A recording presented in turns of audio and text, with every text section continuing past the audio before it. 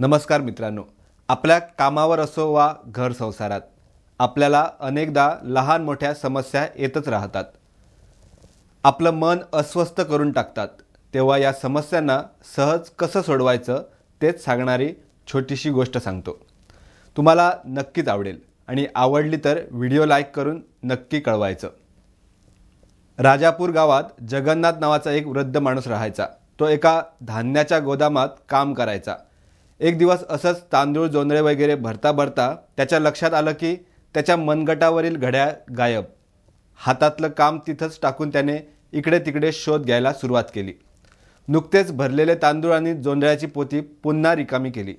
गोदामाच्या प्रत्येक कोपऱ्यात त्याने शोध घेतला, मात्र घड्याळ काही मिळालं नाही.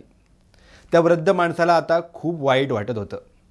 त्या घड्याळाला भावनिक किंमत होती. ते घड्याळ लहानपणी त्याच्या बाबांनी त्याला दिलेलं.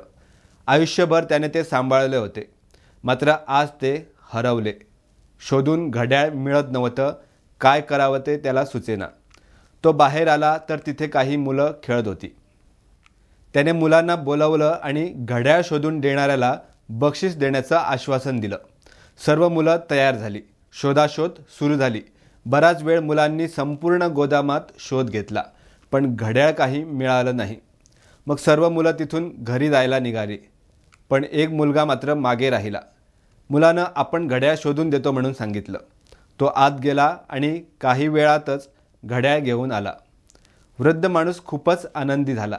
तो म्हणाला, एवढा वेळ सर्वांनी घड्याळ शोधलं, तेव्हा ते कुणालाच मिळालं नव्हतं. तुला कसं काय मिळालं? नेमकं काय केलंस? तर मुलगा म्हणाला, काही नाही आजोबा, मी फक्त आत गेलो आणि एका जागेवर स्थिर बसलो. शांतपणे एकाग्रतेने घड्याळाची टिकटिक ऐकण्याचा प्रयत्न केला. एकदम शांत वातावरण झाल्यावर मला टिकटिक ऐकायला मिळाली. मी त्या दिशेने जाऊन पटकन तांदळात असलेले हे घड्याळ घेऊन आलो. मित्रांनो, अनेकदा आपल्यासमोर समस्या येताच आपण घाई गडबड करतो. निष्पन्न मात्र काहीच होत नाही. अनेकदा गडबडीत घेतलेले निर्णय चुकतात. त्यामुळे कोणताही प्रश्न समोर आला तर संयमाने घ्या. शांत चित्त करून त्यावर निर्णय घ्या. कधीकधी समस्येवर अचानक प्रतिक्रिया न देता आरामात वेळ घेतल्यास उपाय नक्कीच मिळतो. धन्यवाद.